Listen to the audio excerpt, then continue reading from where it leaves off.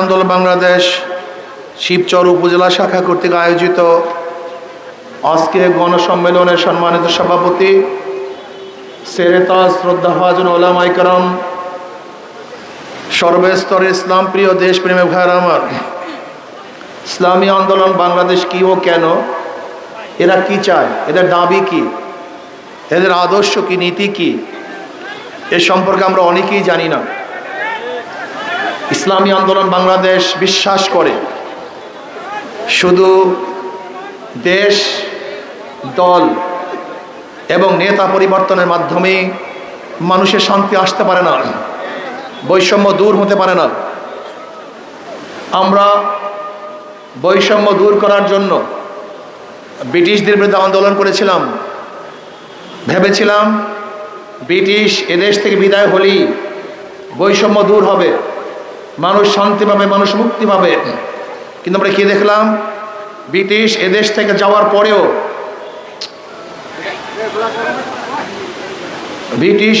যাওয়ার পরেও সংখ্যাগরিষ্ঠ ভারতের লোকজন সংখ্যালঘু মুসলমানদের উপরে নির্যাতন, অত্যাচার, অবিচার, বৈষম্য করছে। ভেবেছিলাম ভারত থেকে যদি পাকিস্তান নামে একটা দেশ করতে পারি, মুসলমানদের জন্য আলাদা ভূখণ্ড করতে পারি, তাহলে মানুষ শান্তি পাবে, মুক্তি পাবে। আমি প্রত্যেকটা জনগণকে বলবো, আমার ছাত্র ভাইদেরকে বলবো, যুবকদেরকে বলবো, পুরুষ মহিলাদেরকে বলবো, আপনারা জানেন ভারত থেকে পাকিস্তান নামে একটা দেশ ডিভাইডেড হওয়ার, পৃথক হওয়ার মূলে কি ছিল, কি কারণ ছিল? ভৌগোলিক কোনো কারণ, ঋতুর কোনো কারণ, ভাষার কোনো কারণ না।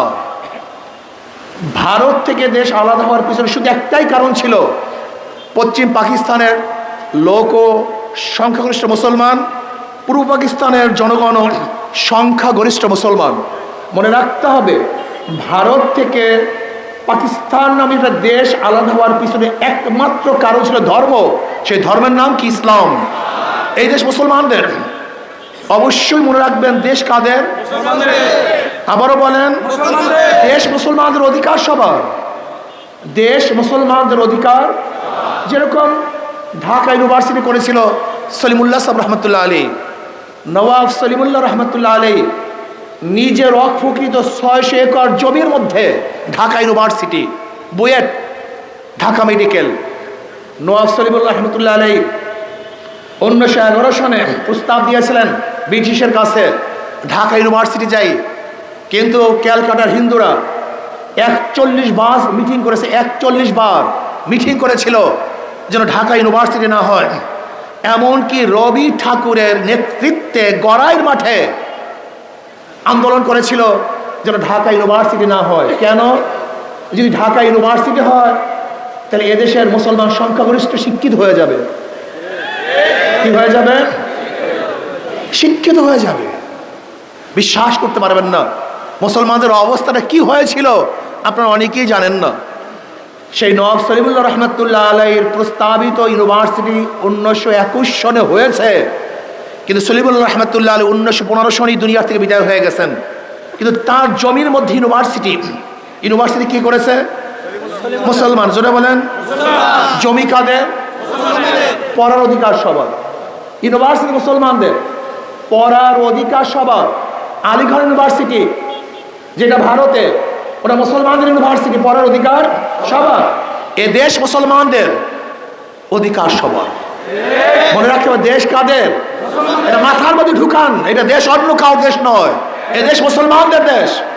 এখন 92% মুসলমান, কাজী অধিকার সবার। ভেবেছিলাম পাকিস্তান নামে একটা দেশ গঠন করতে পারলে বৈষম্য দূর হয়ে যাবে, মানুষ শান্তি পাবে, মুক্তি পাবে। কিন্তু আমরা কি দেখলাম, পশ্চিম পাকিস্তানের মানুষগুলি পূর্ব পাকিস্তানের মানুষের সাথে বৈষম্য করছে, তাদের অধিকার ফিরিয়ে দিচ্ছে না। ভেবেছিলাম যদি পশ্চিম পাকিস্তান থেকে পূর্ব পাকিস্তানকে ভাগ করতে পারি, আলাদা করতে পারি, তাহলেই আমরা শান্তি পাবো, মুক্তি পাবো, বৈষম্য দূর হবে। এর জন্য 71-এ বাংলাদেশ নামে একটা দেশ আমরা পাকিস্তান থেকে ভাগ হয়ে আলাদা হয়েছিলাম। ভেবেছিলাম এবার মুক্তি পাবো, শান্তি পাবো, নিরাপত্তা লাভ করব, মানুষের থাকবে না অশান্তি, যেখানে থাকবে না বৈষম্য, যেখানে শান্তি, যেখানে থাকবে মানুষের অধিকার। কিন্তু কি দেখলাম আজকে 71 থেকে 53 বছর পর্যন্ত, 71 থেকে 24 সন পর্যন্ত, 53 বছর পর্যন্ত যারা এই ক্ষমতায় ছিল তারা বৈষম্য দূর করতে পারে নাই, মানুষের অধিকারকে ফিরিয়ে দিতে পারে নাই, জেলের অধিকার প্রতিষ্ঠিত হয় নাই, শ্রমিকের অধিকার প্রতিষ্ঠিত হয় নাই। আবারও 2024-এ বৈষম্য বিরোধী আন্দোলন করলাম, সংগ্রাম করলাম, মানুষ জীবন দিয়েছে, রক্ত দিয়েছে, মানুষ আহত হয়েছে, নিহত হয়েছে, জীবনের মায়া ত্যাগ করে রাস্তায় নেমেছিলাম যেন মানুষ শান্তি পায়, মুক্তি পায়। লেকিন আমরা কি দেখলাম 5ই আগস্টের পরে আবারও সেই দুর্নীতি, আবারও চাঁদাবাজি, আবারও দখলদারি, আবারও নির্বিচারে হত্যা, আবারও জুলুম, আবার অত্যাচার। না, আমাদের আন্দোলন, আমাদের সংগ্রাম এখনো শেষ হয় নাই। যতদিন পর্যন্ত বৈষম্য দূর না হবে ততদিন পর্যন্ত আমাদের লড়াই করতেই হবে ইনশাআল্লাহ। দেশ পরিবর্তন হয়েছে, মানুষের শান্তির পরিবর্তন হয় নাই। এদেশে আমরা মুসলিম লীগের শাসন দেখেছি, আমরা আওয়ামী লীগের শাসন দেখেছি, আমরা বিএনপির শাসন দেখেছি, আমরা জাতীয় পার্টির শাসন দেখেছি, বহু দলের শাসন দেখেছি, কিন্তু মানুষের ভাগ্যের পরিবর্তন দেখি নেই। আমরা দেখেছি আইয়ুব খানের শাসন, আমরা দেখেছি শেখ সাহেবের শাসন, আমরা দেখেছি জিয়াউর রহমানের শাসন, সত্তার সাহেবের শাসন, এরশাদের শাসন, আমরা দেখেছি খালেদা এবং শেখ হাসিনার শাসন, কিন্তু মানুষের ভাগ্যের পরিবর্তন হয়নি, মানুষ মুক্তি পায়নি।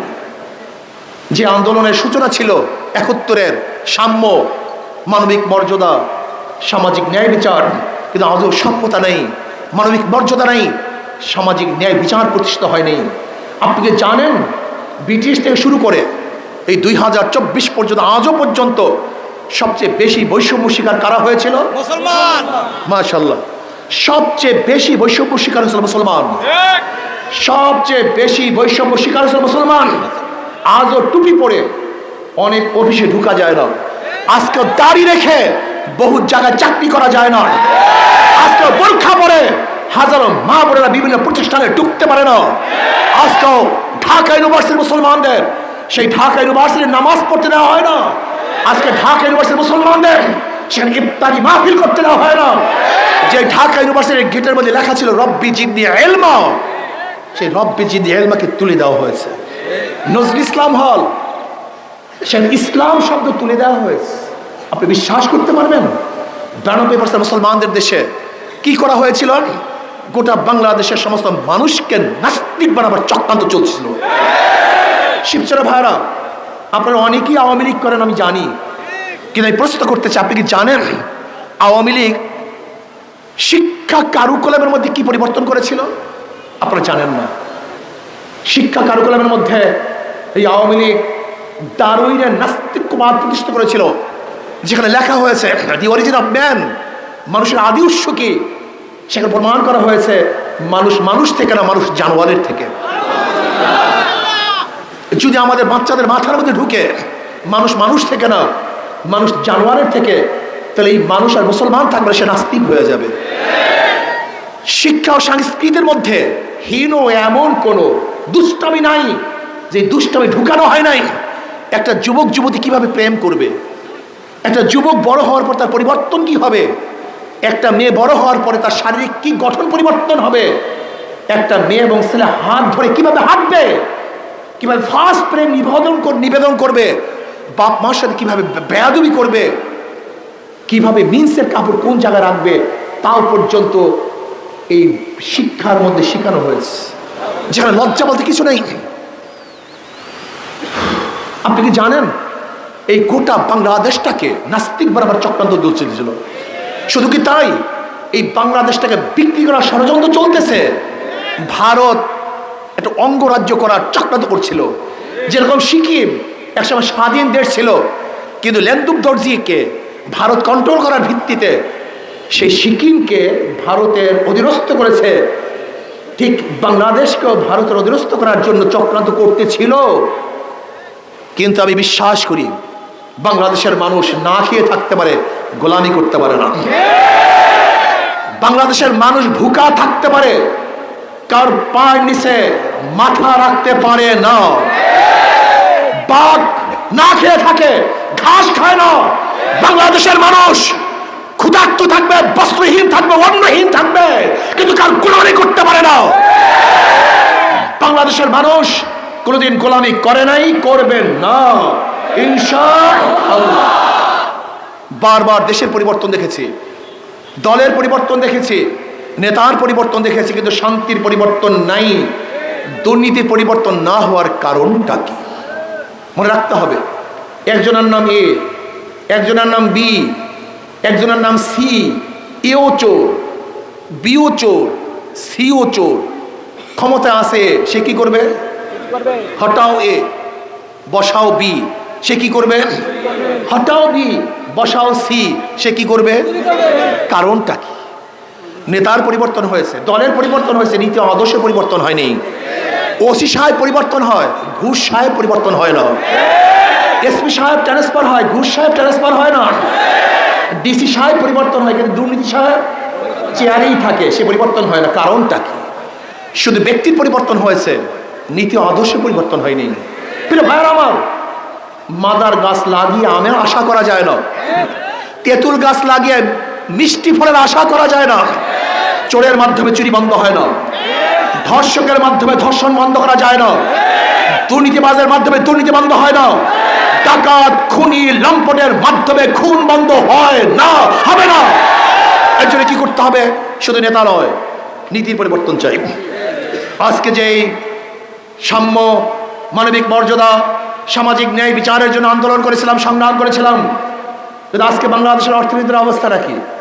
মাত্র 4 পরিবার 2 লক্ষ কোটি টাকা চুরি করেছে। 4 পরিবার, এক পরিবারের ভাগে 50,000 কোটি টাকা। এই ফরিদপুরের ছাত্রলীগের এক সভাপতি পাচার করেছে 2,000 কোটি টাকা। শুধু কি তাই? আমাদের সেই ফ্যাসিস্ট নেত্রীর পিয়ন 400 কোটি টাকার মালিক, বেশি না। 400, আমি বলি নাই, তিনি নিজে বলেছেন আমার পিয়ন 400 কোটি টাকার মালিক। আমার পিয়ন হেলিকপ্টারে ঘুরে। আর বেয়াকুবের গোষ্ঠী তোমরা রাস্তায় ঢুকে ঢুকে মারো। শেখ হাসিনার পিয়ন থাকবে হেলিকপ্টারে, আর তুমি থাকবে রাস্তার নর্দমার মধ্যে। তারা ভালো খাবে আর তুমি না খেয়ে থাকবা। তারা বস্ত্র পরিধান করবে, তুমি বস্ত্রহীন থাকবা। তারা 1000 তারা বিল্ডিং এ থাকবে আর তুমি গাছ তলায় ঘুমাবা।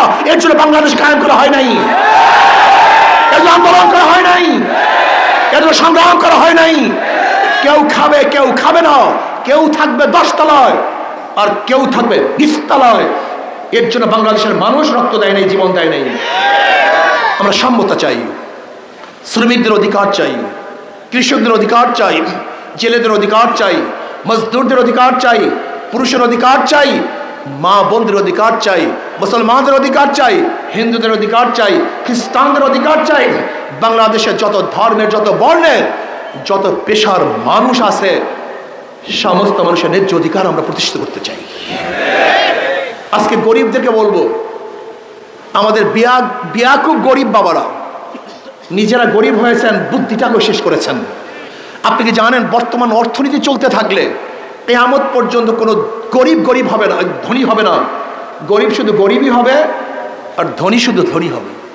যেরকম আজকে আপনি যাবেন শিবচর ব্যাংকে, একজন গরিব ভাই, ম্যানেজার সাহেব আমাকে 5 লক্ষ টাকা ঋণ দেন, লোন দেন। সে কি বলবে? মর্গেজ আছে? বলবেন তা আমি তো গরিব মানুষ। বলি গরিবের জন্য ব্যাংকের টাকা নেই। ব্যাংকের টাকা কাদের জন্য? ধনীদের জন্য। ব্যাংক ধনীকেই ধনী বানায়। যাকে ব্যাংক দেয় তারই লোন মাফ হয়, তার ইন্টারেস্ট মাফ হয়। তাই ধনী 4 বার ধনী হয় আর গরিব 5টা লাথি খায়। এই বর্তমান অর্থনীতি জীবনভর চললে, কিয়ামত পর্যন্ত চললেও কোনো গরিব ধনী হবে না। যদি ইসলামী অর্থনীতি অ্যাপ্লাই করা হয়, আমি কসম করে বলতে পারি আগামী 5-10 বছর পরে বাংলাদেশে একজন গরিবও থাকবে না, সমস্ত গরিবরা দরিদ্র সীমার উপরে চলে যাবে। ইসলামের গোটা অর্থনীতি গরিবদের জন্য। আপনারা বুঝেন না কেন গরিবরা? ইসলামের গোটা অর্থনীতি গরিবদের জন্য। জাকাত কাদের জন্য? ফিতরা কাদের জন্য? ওশর কাদের জন্য? মানত কাদের জন্য? দান কাদের জন্য? গোটা ইসলামী অর্থনীতি গরিবদের জন্য। অথচ কপাল পোড়া গরিবদেরকে নির্বাচনের সময় 500 টাকার নোট দেয়, আর আমার যুবক বামাদেরকে ফেন্সিডের বোতল দেয়, আর অবৈধ অস্ত্র দেয়। তাদের মাথা খারাপ করে এই দুর্নীতিবাজ রাজনীতিবিদরা আমাদেরকে শোষণ করেছে, আমাদেরকে চুরি করেছে, লুট করেছে, ধর্ষণ করেছে, আমাদের জুলুমের স্টিম রোলার চালিয়েছে। আমরা চাই না এই শাসন, আমরা দুর্নীতি দেখতে চাই না। এর জন্য জনগণকে ঐক্য হতে হবে। জনগণ কি হতে হবে? জনগণকে ঐক্য হতে হবে। আজকে থেকে নিয়াত করেন, যেই দলের মধ্যে ধর্ষক আছে, লুটেরা আছে, চাঁদাবাজ আছে, খুনি আছে, ডাকাত আছে, ওদের দল করব না, ওদেরকে ভোট দেব না, কোন সন্ত্রাসীকে সাপোর্ট করব না। যতদিন পর্যন্ত জনগণ ঐক্য না হবেন ততদিন পর্যন্ত বারবার শাসক পরিবর্তন করবেন, রক্ত দিবেন, কিন্তু আপনাদের ভাগ্যের পরিবর্তন হবে না। আমি বর্তমান অন্তর্বর্তী সরকারকে বলবো,